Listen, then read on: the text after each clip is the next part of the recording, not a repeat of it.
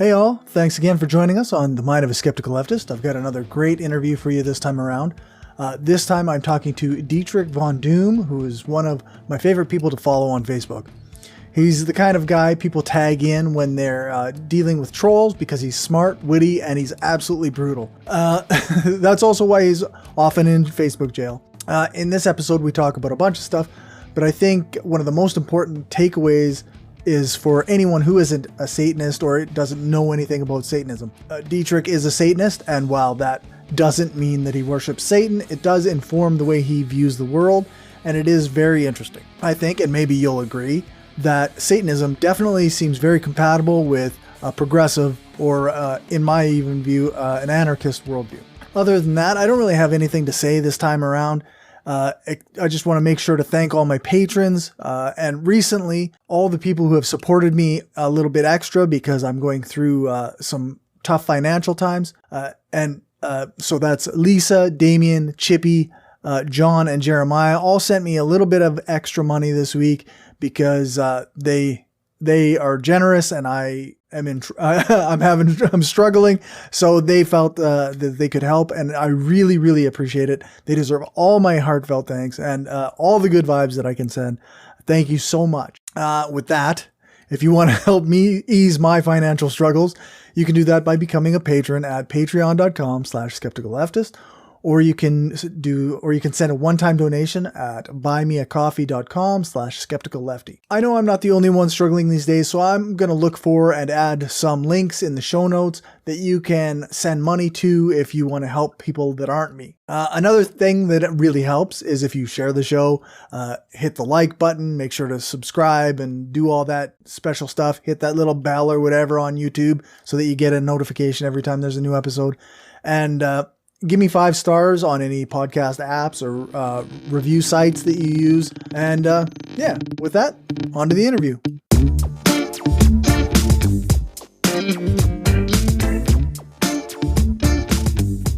Hi, and welcome to The Mind of a Skeptical Leftist, the podcast where we spread critical thinking, progressive politics, and left-wing philosophy by talking to a variety of people. And today I'm joined by Detryck Von Doom. Thanks for joining me. Hey, it's always a pleasure. I'm glad to be here. So, I guess the first thing to start is, what's a little bit about you? Oh, well, a little bit about me. I am a co-founder and co-head of Satanic Louisville. I am a assistant state director representing Louisville for American Atheists, resident shit poster, constantly in Facebook jail. Yeah. Right on. So, I want to ask about American Atheists and all that stuff, but first, this is a very political show. That's kind of the point. So what is your political persuasion? Man, it's been a journey. Let me tell you, since 2016, I describe myself as a liberal, you know, so like 2016, I was more left than, and it's like I said, I've been involved. So like I was on tiptoeing the leftist spectrum, right. And then the more shit happened, the more fired up that I became. And I got radicalized, summer of 2018. That's when locally I guess nationwide we had the Occupy ICE camps going on. There was had one in Sacramento, had one in Portland, of course. We had one in Louisville, lasted 3.5 weeks or so like that. So nice. Being volunteering time to the Occupy camp, it really opened my eyes. I mean, it was That's night awesome. And day. Yeah, and so from then I was like, yeah, I'm a socialist and I'm an anarchist, baby. Nice. Well, we love anarchists here. I kind of joke because left unity is considered like a joke, right, by anarchists. But but I have friends who are Marxist-Leninists, and I have friends who are Trotskyists. So I try to be cool. Yeah, I'm right there with you, man. I'm like, because I'm like, oh man, fucking tankies. But at the same time, I'm like, man, okay, look, I don't, because a lot of these discussions, like people go so hard, between the whole anarchist or Trotsky is a Marxist thing. And like, these are discussions we can have over fucking beer. You know what I'm saying? Yeah. I'm sorry. Am I allowed to? Oh yeah, for sure. Okay. Yeah. Cause I love my sentence enhancers. But like, there's these big hardcore fights over these things. I'm like, we could just discuss it. Like at the end of the day, I don't care how people get their bread. I just want them to get their bread. You know what I'm saying? All these discussions about distribution and, organization, like, we can agree on a whole lot of things, guys. Yeah. Yeah. We have a long way to go before we can literally abolish the state. So let's not, maybe be at each other's throats too early. Right. Because I mean, the fash are lockstep. Yeah. That's one thing. Like, I'm speaking to the crowd here. We all know how they are. You can get 8,000 fascists in the room, and secretly they all want to kill the other 7,999. Yeah. But once they get to that point, they're all buddies, Yeah, exactly.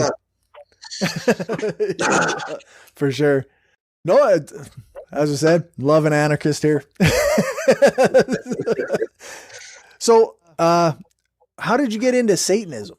That's actually been a wild journey as well. I am a child of the Satanic Panic. So like, I grew up, I grew up with D&D is guaranteed to send you to hell, give you superpowers, which was like a really weird sell. Like what else is back then? Are you trying to turn me away from this? Or? Right. But like, I'm super going to age myself, like He-Man, Masters of the Universe. There's only one Master of the Universe, and that's Jesus. All that shit. I grew up with that shit. Right. So like, I've had this peripheral sort of acknowledgement that there was Satanism, and like what really did it was when I was real little. I saw Zena LaVey on Geraldo. That nice. Yeah, that special that he had on Satanism. I saw Zena LaVey, and I fell in love, man. And I was like, wait a second, I can join this group. And so this is people that I can actually go and see, right? Right. Yeah. Yeah. So like, fast forward 2015 or so.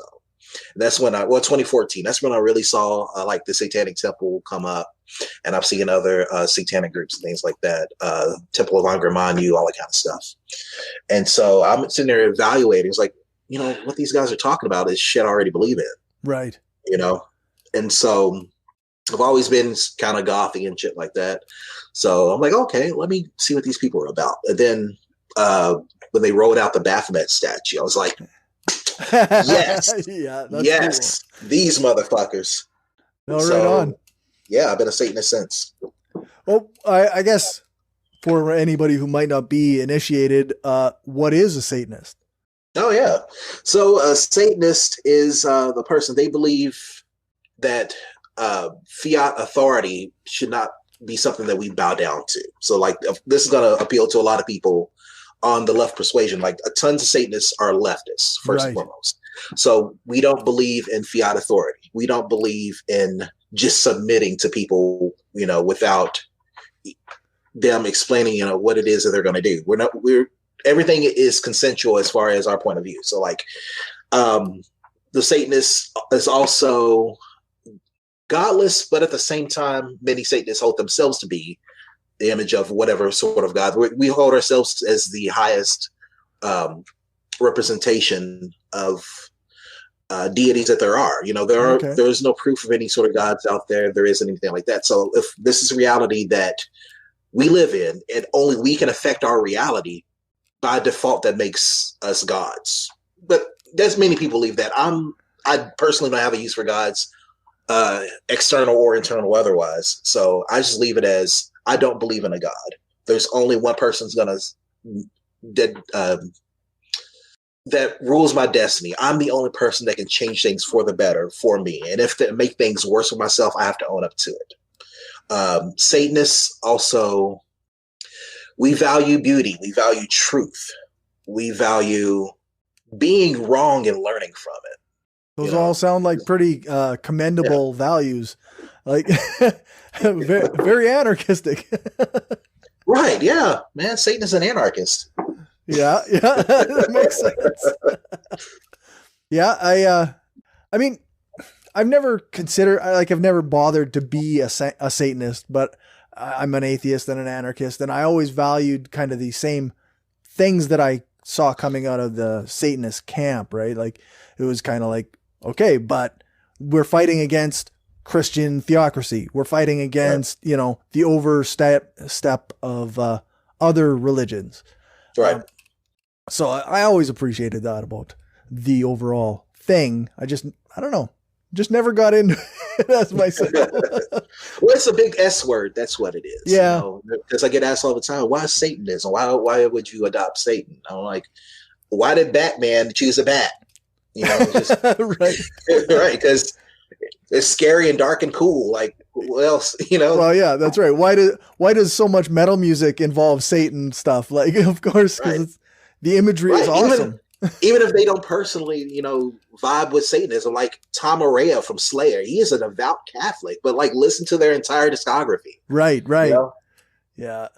That's a funny one too, actually, because they use a lot of kind of Nazi symbology sometimes. Yeah. Yeah. So like, yeah, it's when you're getting into something like Slayer, you have to really sort of, I don't know, because like they're not overt Nazis or anything. I don't think, well,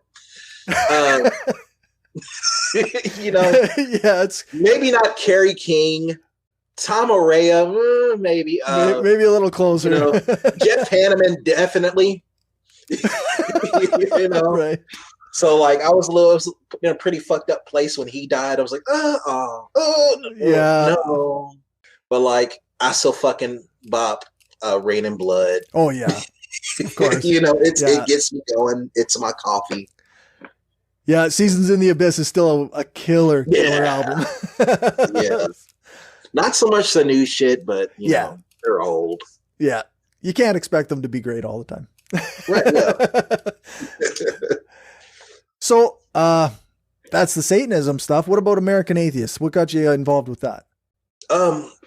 So around 2014, 2015 or so, like that's when I really started looking for a community, because I had been an atheist since 2009, and I was initially sort of in the closet about it, and then like I started being more overt about it. But at the same time, I didn't have a community, and for all I knew, I was the only atheist around. Like I know there are atheists out there, right? You know, but I didn't know any personally in my life. And then I started hanging with Louisville Atheists and Freethinkers. I discovered them in 2014 and started like dipping my toe out there in 2015. And so what I noticed about the atheist community, which turns out to be true nationwide, is that atheists tend to be older white guys. Yeah. You know? And so I'm like, yeah, I'm glad that there's this community, but I can't really vibe with it that much because there's the age gap, there's a racial gap. So like they're gonna have things that maybe they won't understand about me. Then there's also like there's a class gap because a lot of these guys are loaded. Yeah. You know, and so you know, being out there, I'm like, I felt like I had to be more visible to in the community. So like I started meeting up with people. We started, my wife and I, we started Tuesday Night Heathens back in 2016, actually election day 2016. Okay. Because we just wanted some friends together, like-minded, to chill and watch Hillary Clinton win the election. Oh yeah. How'd that go? Right. Then we realized we weren't drinking enough. And I'm like, you know what? Come back next week. We're gonna figure this shit out. So, Tuesday Night Heathens was a weekly, which then turned into a twice a week meetup, or twice a month meetup for a younger atheists that are leftists. Right. So cool. You know, so we started out there, and it grew, and we did pretty well. And then back in 2019, Johnny Pike he's the state director of American Atheists in Kentucky. Really great guy. Him and Brittany, really great people. They're leftists as well. Cool. They're like, hey, you know, we like that you're very vocal. We like that you know what you're talking about most of the time. And so like I was invited to step up and be a assistant state director. That's I've awesome. been doing it since. Yeah, it's really good, and I love it now because the organizations are starting to realize that there is a problem with there's been a problem with age and race and all that good stuff, and so like we've really started making an effort to be more inclusive, to reach out to more individuals and groups like that. So that's really that's really cool. Like in the 2016, 2015, 2017 range, I was interviewing a bunch of people, and it seemed apparent that for communities of color, women, they always had to have LGBT people. They always had to have a separate group for their non-belief, right? Like it was like, we can't be part of this mainstream group because it's white supremacist and it's misogynist and it's like all this other like stuff that's holding it back.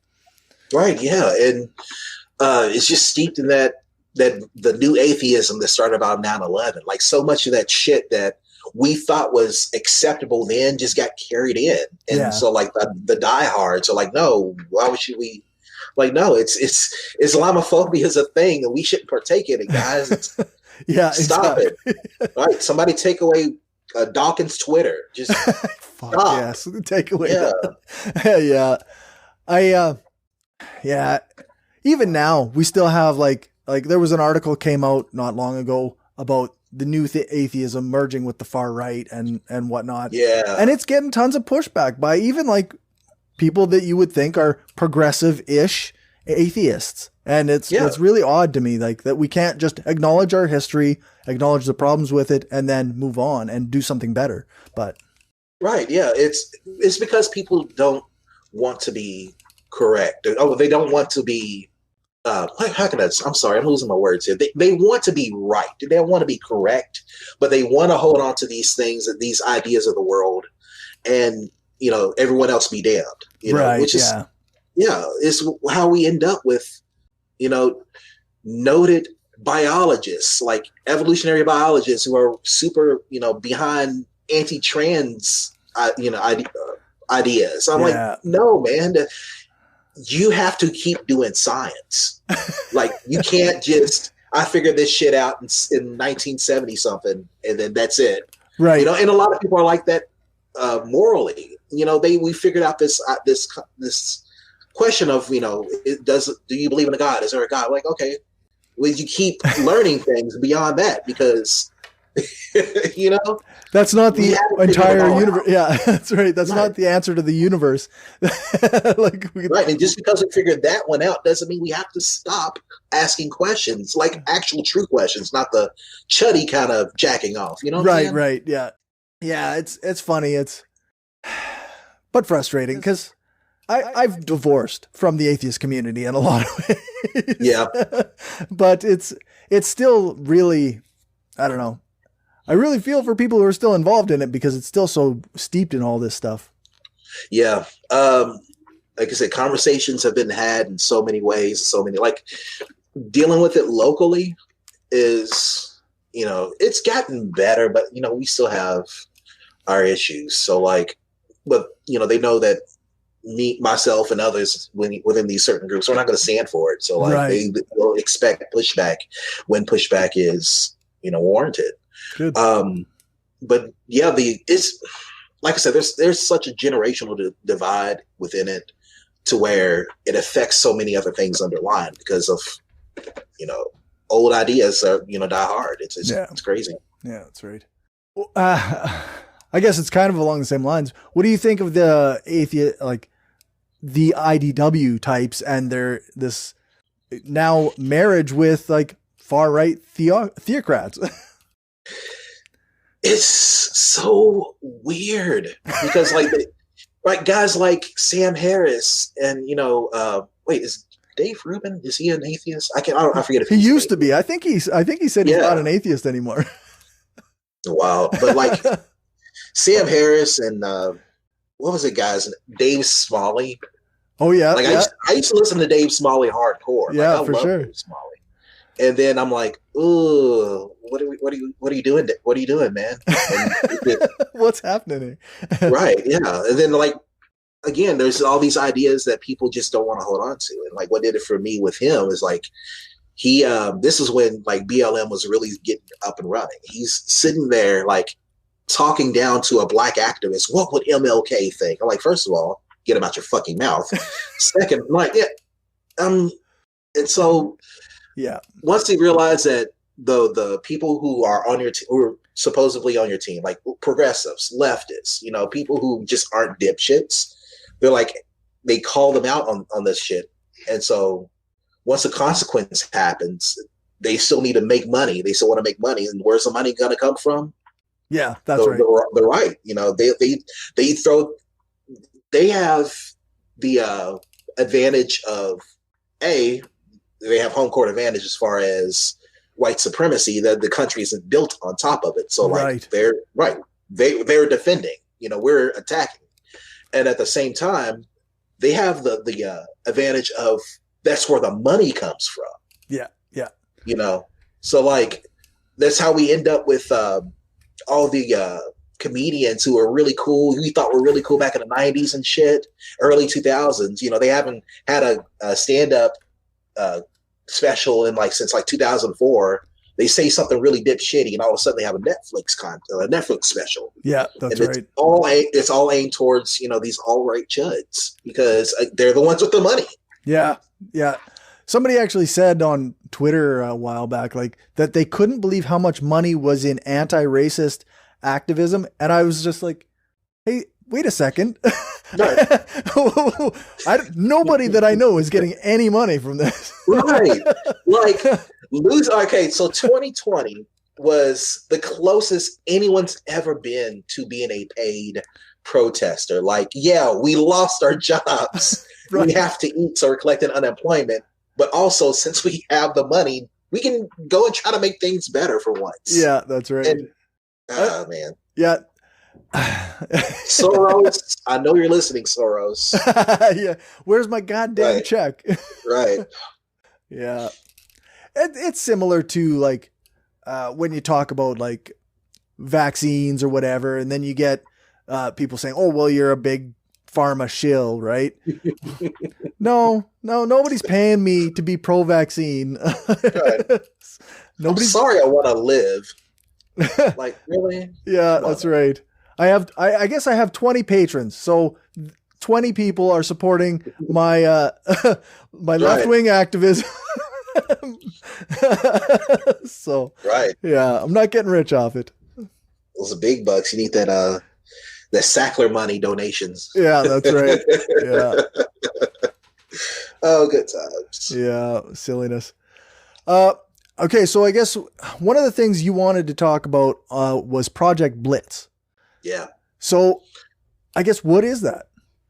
Yeah, I want everyone to just sort of buckle up and hang with me, because what I'm about to say, it sounds like some conspiracy theory shit. Like, I'm not going to lie, but we have the fucking receipts. We actually have the playbook. So Project Blitz was started back in the mid to late 2000s. And there was an actual meeting between different important people in the conservative Christian realm of conservative Christian circles. So we're talking pastors, we're talking lawmakers who are on the local level. These aren't like big, huge heads or anything like that. Right. But they realize that we can affect things nationally if we start locally. And so through the help of like-minded politicians and things like that, the idea behind Project Blitz is they were going to coordinate again, local governments and state governments to inundate their legislatures with overtly religious bills. So like the time when we saw all those anti-abortion bills or the bathroom bills, for example. Right. Like it was like every state was trying to pass one. And because it was coordinated, because the idea is if we can introduce all these bills rapid fire,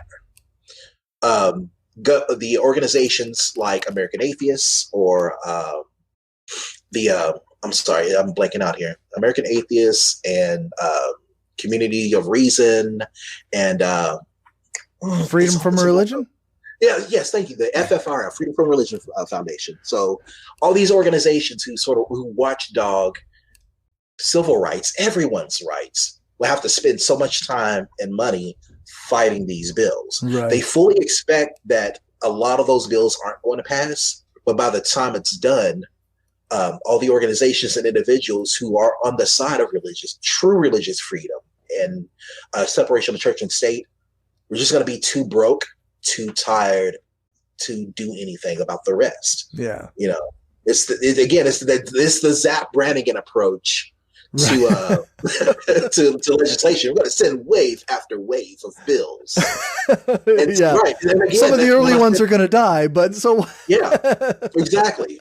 And so, like, again, when I said earlier that they have the advantage of the money, that is not an exaggeration. Right. These guys have tens of billions of dollars to just throw at whatever they want. The FFRF team, if I'm not mistaken, they have somewhere around between 9 and 11 on staff, like legal lawyers. Just the main organization that's sort of funded by that takes part in Project Blitz. It's like the American Council of Freedom. I have to look all that shit up. I'm so sorry, but just one organization on staff, they have nearly 200. And that's just one organization, just the largest one. And they're doing it. They're doing that stuff a lot of times pro bono, because these are activist lawyers who are saying, we want to spread, Christianity, east to west, north to south. And so they've already, got their money and they've already retired, things like that. So they devote their time to establishing, Gilead. Right. Yeah. And that's literally where it's going, right? Like, yeah. I mean, when you talk about some of these, the bills or whatever, that it makes me think of all the anti-abortion stuff. Like every state puts some anti-abortion bill forward. And, it doesn't matter if it gets to shut down in the Supreme Court yet or right now or before the Supreme Court, because eventually they'll get there and they've got a conservative majority. And eventually it's just going to be anti-abortion is the law. Right. Yeah, and those abortion bills are part of that Project Blitz. So, yeah, again, they tend to work off like templates as well. One of the ways that you can tell if a particular bill is sponsored by an organization that is part of Project Blitz is to actually look in the wording of the bill itself, because they're almost all identical. They come from a template. You just insert whatever town you're in, whatever city you're in, or whatever state you're in. Right. So you can pull hundreds of bills across a nation, put them on a slide projector. There will be, perfect lockstep with each other. Right. The exact same thing, just different towns in different states. That's wild. And again, I know it sounds crazy, but this is a thing that they literally created this in like a smoky room during a rainstorm or something like that. But they got together, they had a secret meeting, and they started to implement this plan. And the reason why we know about it is that they actually put online their literal actual playbook, their minutes from their meetings, as well as like the templates of what they'll do to like insecure websites for them to all go share with each other, because the right isn't too particular savvy with shit like that. Right. And almost they don't care, right? Like they just And again, it's because they have the home court advantage, because they are trying to define and defend a society that they've already had for X amount of decades. It's going to be, they can do that. They can be overt with it. But, you try to fight back against it, they would throw their full weight against you. Yeah. And then you have to deal with, like you say, like you're already exhausted from financially and from doing all the work. And then you have to deal with the pushback. Right. Yeah. It's insane. So like the organizations involved you have the Congressional Prayer Caucus, so they're really big backers of it. There's also the National Legal Foundation, and there's another group that maybe you haven't heard of, the Wall Builders. Yeah, I don't know that one. So yeah, because like it sound on the outside, it sort of sounds like, oh, you want to build a wall for church and state, whatever. But no, they're a well, they consider themselves pro-family, but they are, which is a red flag too, right? Right. Yeah, exactly. So yes, because they have like it's insane.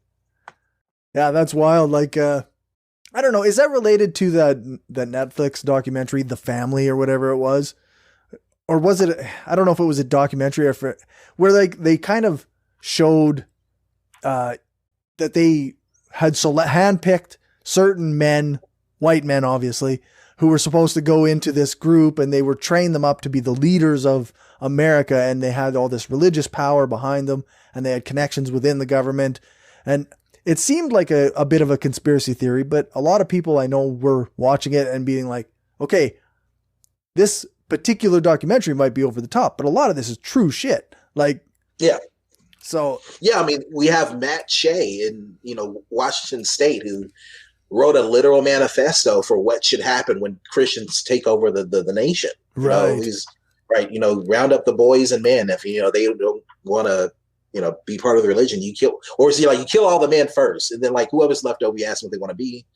If they're going to submit, then, it's wild. Wow. Yeah. And again, like I said, these guys they're not afraid. Once Trump got in, they saw it as their time. Right. It's interesting how many far right groups, both religious and non-religious, all thought like, okay, this is the moment. Like Donald Trump, we can do all this stuff. Like, yeah, and they have this completely warped view of of history, first and foremost, because we know as a statement of fact that the United States is not a Christian nation. It was not founded as a Christian nation, and we know that the quote unquote founding fathers, like at best, the majority of them were deists. They weren't exactly, I believe in Jesus or whatever, but they believed in some sort of higher power. Right. But then like out of the literal playbook from Project Blitz, they put in the Christian heritage of our nation is recognized in the writings and accomplishments of such renowned individuals as Christopher Columbus, William Bradford, George Washington, who was a deist, who wasn't a Christian, John and Abigail Adams, who were deists, James Madison, I think he was a Christian, Patrick Henry was a Christian, Andrew Jackson. You have Andrew Jackson and Abraham Lincoln back to back, which is, then Woodrow Wilson. Like, come on, guys. It's interesting. They even threw Harry Truman in like their shit, but Harry Truman was absolutely on the side of separation of church and state. Right. Yeah. I don't know. Maybe I'm mistaken, but I don't know any other country than America that reveres the people who founded it quite the same degree as America. Like it's like they've been bestowed sainthood, and so we project all these things onto them because they're infallible. Yeah. Except and like they're absolutely just people, right? I mean, have you played Bioshock Infinite? No, I have not. Oh my God. Yeah, so like you're facing off against this, it seems like a Mormon cult or whatever, but they're absolute white supremacists. Okay. And they live in the sky, but like they literally worship Benjamin Franklin, George Washington, and like Thomas Jefferson. Like right. They have like, so like, you like when you start the game, you wake up in the city, you're greeted with like these huge sort of like church, whatever. And you walk outside and like this watery garden are these 3 statues of them, but like they're buff and like wearing togas and shit. And I'm like, wow. And like, that's what's happening. Like, yeah. So like you're fighting against old timey fascists, like Christian fascists. Yeah. The whole time. Like there's like so much of this stuff, like they'll nod to history and I'm like, yep, this tracks. But then I'm disappointed because they end up making you a centrist by the third act. Oh, geez. Yeah. You're like, wait, the people who are fighting back against the tyranny are also tyrannous. Like, no. That's not how that works. Right. Oh, well. I guess they had to still sell the video game in society, right? Right, yeah.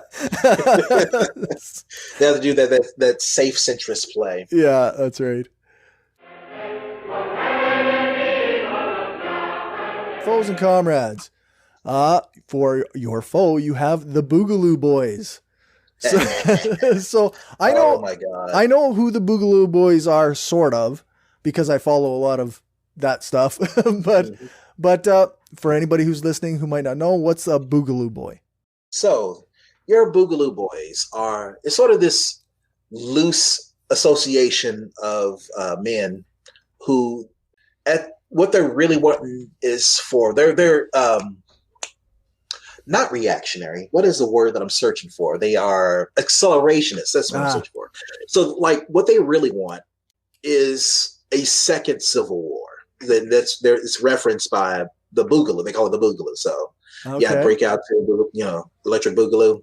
But yeah, so like, yeah, so and they're really wanting a final showdown between themselves, between the police, military, and the end point isn't really like what they're aiming towards is never really established. They just really want that civil war. They just really want that civil war. Wow. But the problem is that you can get, because of that ambiguity, like some leftists end up rolling with those guys. No, geez. But like a good chunk of those dudes are 100% Nazis. Right. And the end result for them is a white ethno state. So like they figured out if you just be vague enough, we're anti-cop. We're pro, protection. Oh yeah, well, okay, that's not too bad. But no, they want that battle, and they don't care who gets in between that. So like, they found their ways. They've tried really hard to like ingratiate themselves with the protests of last year. That was like their big sort of recruitment push. So like we had guys showing up with their, they're wearing their the body armor. They're wearing their the luau shirts. The Hawaiian shirts. I recognize the Boogaloo. They'll wear the Hawaiian luau shirts. Sometimes khaki shorts, things like that. And I've seen guys like the straw hats and shit like that. Like they're wearing that, but then like they're wearing a fucking plate carrier and they've got an AR-10 on them. Fuck. Yeah. And so, they'll stand up for people, and they'll say things like Jeremiah Walker, Breonna Taylor's boyfriend who shot back at the police. They'll say that he's a hero because he shot back at police, but they'll also throw in the same camp as like the one guy the white supremacist who shot those other two cops and then wrote Boog in blood on the hood of their car. So like a lot of these guys, again, they want the destabilization to happen because they want that white ethno state. They want to be able to go in the Pacific Northwest or whatever that 5-state protocol, whatever they wanted going. Okay. It's wild. But again, like what really sets them apart, what really like pisses me off about them is the fact that they're willing to pretend and put Black lives on the line in front of them. Of course. Yeah, because they just want to shoot cops. Yeah. Which, I mean, fuck the police day and night, but still, you're putting innocent people in danger, even if you're not on that far right side of it. Yeah, that's right. Again, like a lot of leftists get wrapped up in this shit, not knowing what they're doing, not doing the vetting that they should do, and so. Yeah, that's really wild. Like, it wasn't that long ago, like, supposed leftist Jimmy Dore had a Boogaloo Boy on his show, and he was trying to defend him as though he was like a leftist. So I don't know, maybe did the guy like, was he an actual leftist and he just was mixed up in the Boogaloo Boys, or was he like a fash, like parading, like masquerading as a leftist? That particular guy, I'm trying to find his name, but I'm pretty sure he is fash. But yeah, Jimmy Dore, he doesn't. He's not a smart guy. He's not. He's not. But yeah, and like you'll have these guys who they'll talk a big game about being on the left, but then you look into them, or you don't have to look hard at all and find like there's one guy locally who, he was, this guy's cool. He's gonna protect us. He's got a black girlfriend, but he found out he was beating the shit out of her, he was connected to the guys in what was it, Michigan, Governor Whitmer. Okay. Yeah, he had ties to the boog pieces of shit who were going to try to kidnap her and ransom her or whatever they're going to do. So yeah, definitely not a cool guy. Oh yeah, no. Like a lot of these guys, they have those connections with far right militias, and like some of them have connections like trying to get in with ISIS and shit like that. The kid who was in Britain trying to get recruited by ISIS or whatever, he had ties to Boog, and that guy lived here in my city. Okay. He's from Louisville. Wow. So it's been so wild just dealing with these guys because they're there and they give the veneer of I'm here to protect you. People just don't realize it. They don't bother to look beyond that. And I'm like, no, you guys got to look into these dudes. Do not just, let them in your circles just because they say they're there. And like, not everyone who says they're for us are for us. Yeah, that's something that like a lot of leftist people like have been talking about, like OPSEC or like you have to be super careful about not just what you're saying online or what you're saying in your planning, but also who you're even letting into your circles. Yeah, absolutely. Because a lot of these guys also turns out they were FBI informants. Right. Like you're hearing left and right. So many of these guys turn out to be informants. And like, how do these people still have friends at this point? Well, yeah, that's right. It's amazing. But we've had people who were brought up, you found who, dug into, it's like, oh, this guy, he's facing, federal weapons charge. Oh yeah. Why is he out walking the street? Right. Right. If he's got, federal weapons charge against him, he shouldn't be standing here with a fucking Keltec. Yeah. Like this guy snitching on people. Yeah, that's right. Yeah. It's really funny that, they think they could just get away with that and nobody would notice, right? Like, yeah, if you have federal weapons charges, then you probably aren't supposed to be carrying a gun out here in the street. Right, yeah. It's just idea because like when you put yourself as above everyone else, you're not gonna think that there's someone out there smarter than you. I suppose. If you're the master race, everyone else, right? They never think that far. Like, no, we're smart. we're watching you. Yeah, no shit, eh? Ugh.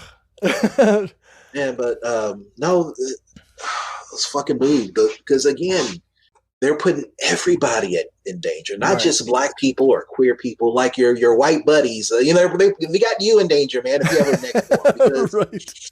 They've got their trigger finger so itchy too. It's yeah.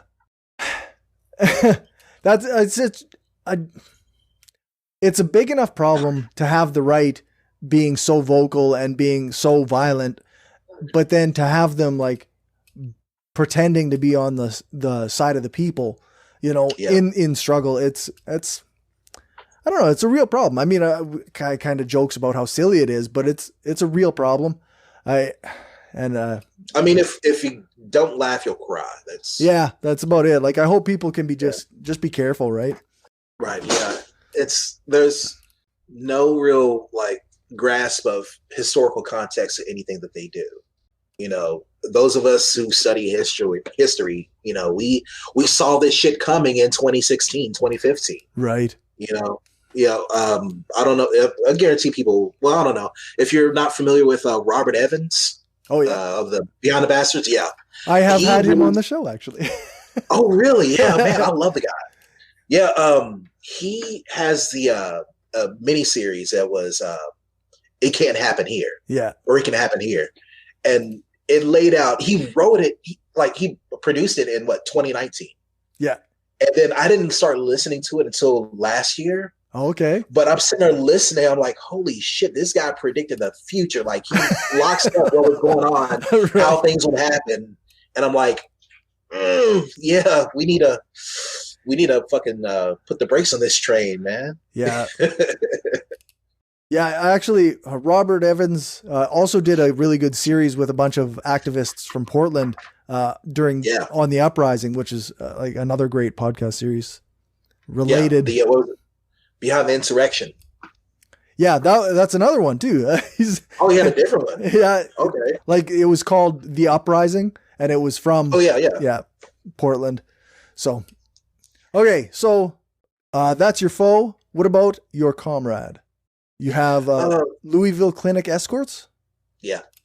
Louisville Clinic Escorts. They're fighting the good fight, been have since the 80s, providing safe transport, like safe protection of people who seeking abortions from the radical right who show up to protest all the time. And things have gotten physical with them. They've had some of them like right literal in their face, holding things in their face, but because they're not actually hitting them, it's okay. But they're right there in their face with whatever. How does law enforcement, I mean, I guess they just make excuses for whoever they want, but it seems so blatantly obvious. Like a hand in my face is the same as like pushing me, and that's the same thing. So I mean, and it's gotten to they've pushed, they've shoved, they've bumped into each other.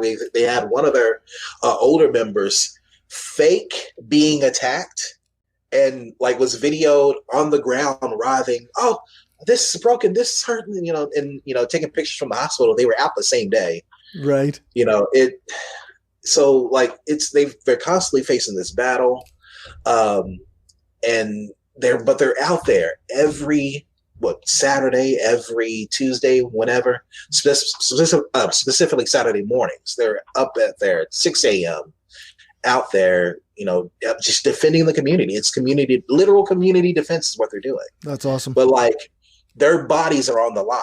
Like they know at any time someone can come up there and do some real serious shit. And is there like a lot of access to abortion in Louisville? Louisville, yes. Kentucky, no. Oh, okay.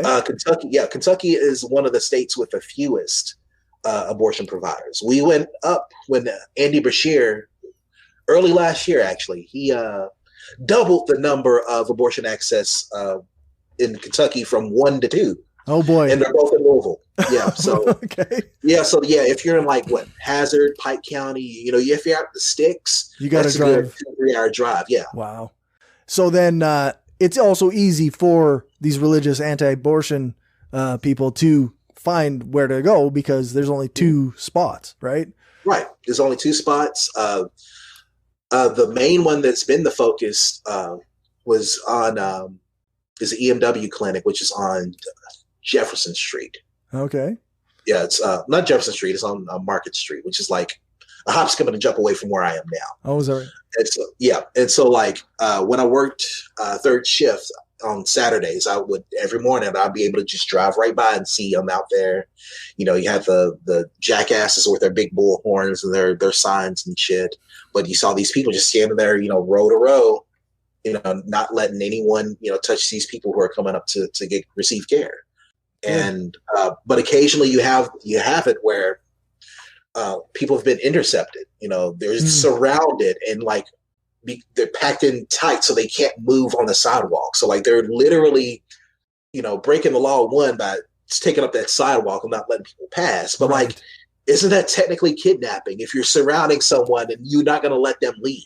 It's certainly whatever, like unlawful detention of some sort, right? Yeah, it's like something like, but like they've done this so many times, and the police are ambivalent at best, if not outright aiding these people. Yeah, and so another reason why the cops are the bad guys.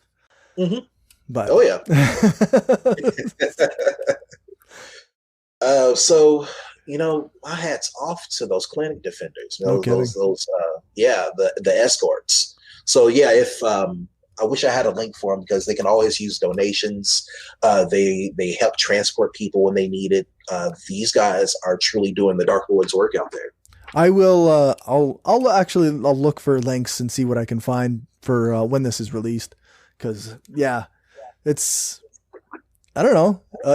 You want to see people who are performing community defense and mutual aid. You want to see them supported, right? So yeah, because it's going to be like this fight is going to be on the local level. This is going to be grassroots.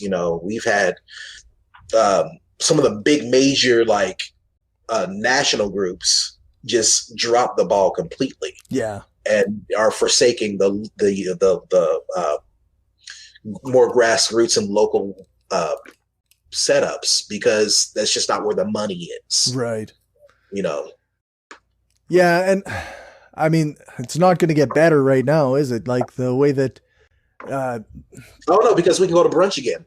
Oh yeah, it's over. Trump's gone. We've got our shots. Right. Everything is awesome. Yeah. Somehow it's all good now. Right. Yeah. It's people they just grow like when you're comfortable. You tend to forget a lot of shit. But a lot of people, all of us out here, we haven't gotten to that comfort level at all because the fucking state. But yeah, no, that's right. It's one of those arguments that people use against some of these government support systems is because if we get comfortable, then we'll stop fighting for change and whatever. But also, a UBI would be great. Yeah. A lot of people really need it. Right. And it's not about, those of us who are doing the fighting, who are, really trying to do something for community is, we're comfortable. We just want to be able to pay our bills. That's right. I just don't want my power shut off. Right. Yeah. That's that because they make a big deal of that $300, $600 a week. I'm like, no, I was able to fix my car, which meant I was able to go get people back and forth through checkpoints when they set them on the National Guard and shit like that. We were out there, trying to get people around the city. Hey, cops are coming. We need to get you somewhere, And so, no, when people have something, when we're not struggling, when we're not, trying to just scrape by, we can make that change happen. Yeah. That was when last year, that energy from last year, that especially the March, April, May, June, July energy. My God, I wish we would have kept that going. Yeah, it was even something that people were saying as it was still happening is we got to keep this going. We got to keep this going.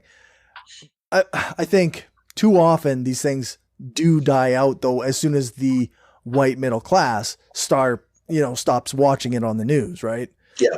So. Yeah. And again, it was a combination of that. And there was talk of, we were going to get the vaccine. That was September. Right. We were talking about, so not too many people were starting to pay attention anymore. And then, that $600 hit, they stopped, hitting. So a lot of people just had to scramble for work once again. So there's just so many ways. So it's a death of 1,000 cuts to that energy. Yeah. In Toronto for a good part of last year, there was talk of rent strikes and tenant strikes all over the city where, landlords, you're just not getting paid and you're not going to get to evict people because we're all banding together. And that's just disappeared too. As soon as everybody's, their bosses all called them back to work and they, so now everybody's expected to go back to normal life. And it's, I don't know. Nothing should be normal. The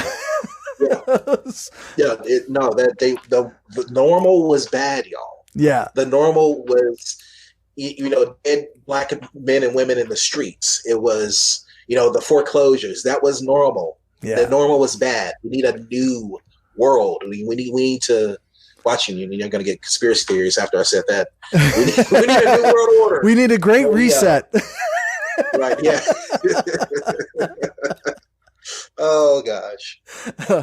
No, guys, we cannot get complacent again. We just cannot.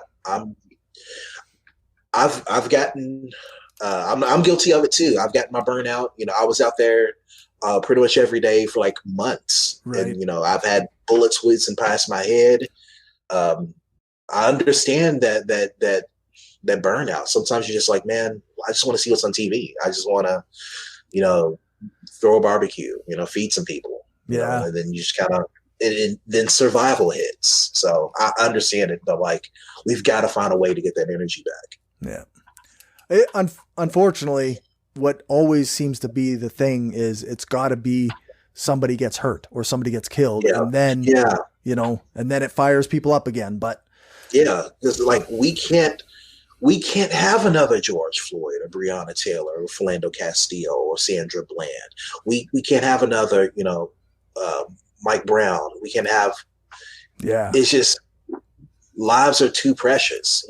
We can't keep relying on Black people to throw themselves down on the altar. That's what really pissed me off about when Pelosi said what she said about George Floyd. Right. He didn't sacrifice himself.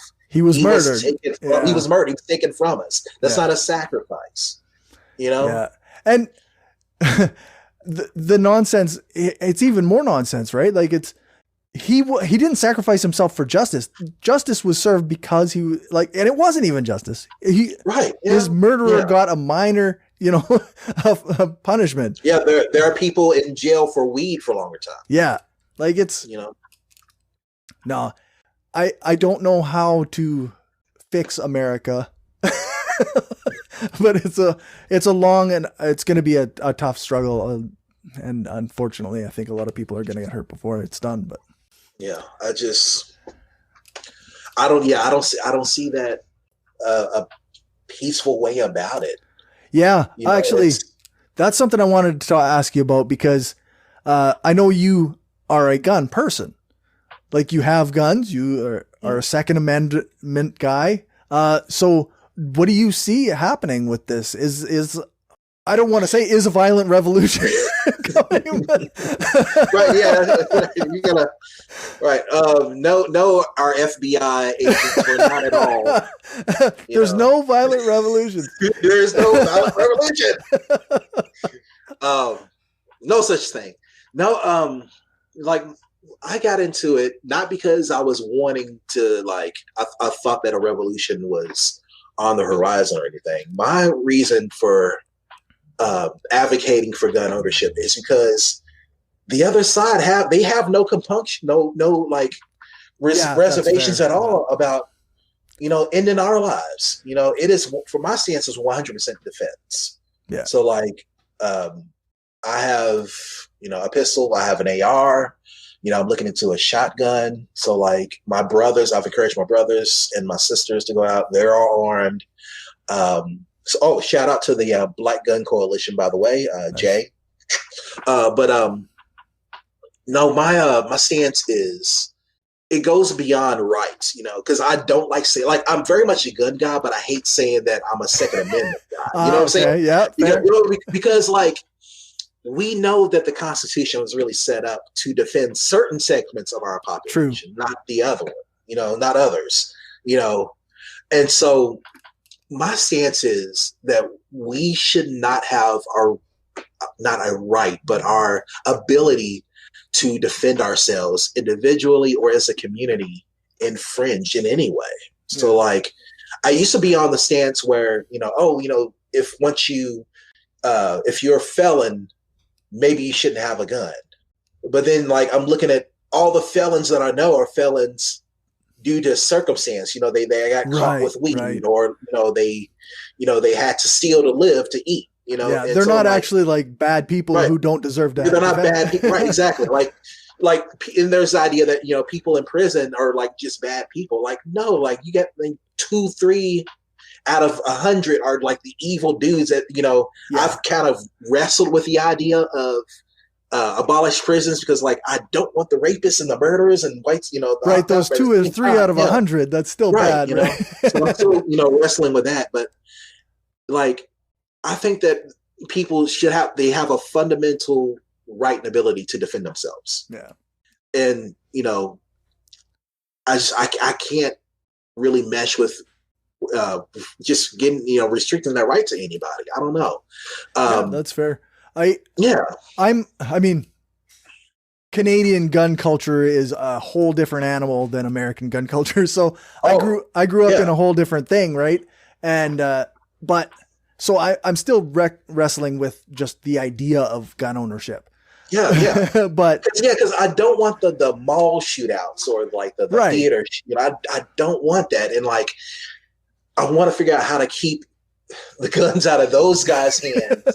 Yeah. While still being able to have my own guns. I'm like, I'm still kind of wrestling with that. I'm still wrestling with a lot of things, but like, no, Black people, Indigenous people, queer people, like we absolutely have to have our abilities to defend ourselves individually and as communities. Like that's just a need. Yeah, because you say, like the other side, they don't give a shit. Like they've got tons of guns. Right, and the police, they're gonna side with them 9 times out of 10. You know. Yeah. So like they took Dylan Roof to Burger King, and I'm like, no, we cannot. I don't know. And even that, what's his name? That 17-year-old who shot people at the protest in Rittenhouse. Yes, Rittenhouse. Yeah, like even him, like the entire right wing rallied behind him like he was a hero, right? Like, so it's not like, having guns for, the attacked people, the people who have to defend themselves is going to be, they have to be able to defend themselves in some way. That's all there is to it. Yeah. All right. Where can people find you and your content? All right. So you can look me up mostly on Facebook. Again, I tend to be in Facebook jail, but you can still get at me, catch me. You got a couple accounts, right? Yeah, I got a couple, yeah. So you can find me, Detryck Von Doom. Search me there. Also search for Mambutu O'Malley. That's my backup. Don't tell Zuckerberg. Yeah. You can also find me on Twitter, again, Detryck Von Doom. I don't use Twitter as much as I like to or as I need to, but I'm starting to embrace Twitter more. So again, you can check out my rants and raves, and if you so inclined, hit me up, shoot me up a DM if you have questions or anything else. So. And you've got a new TikTok. Yeah, I got a new TikTok that I posted exactly one video to.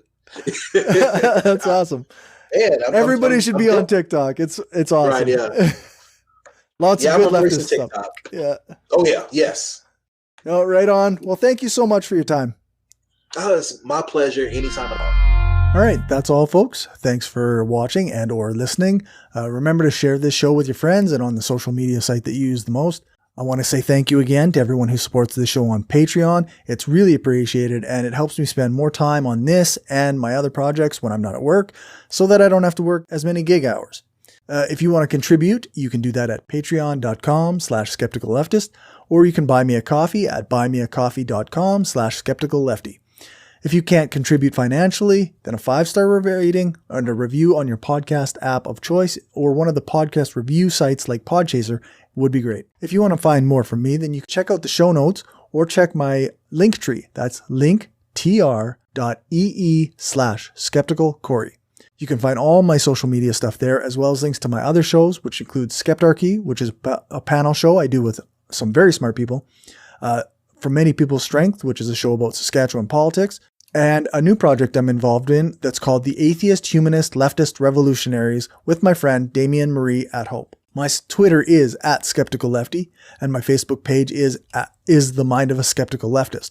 Or you can send me a friend request, which is facebook.com/cjbrainstorm. I accept most friend requests. You can also email me at mindofaskepticalleftist@gmail.com. And if you want to be a guest on the show or know someone I should reach out to, then feel free to let me know.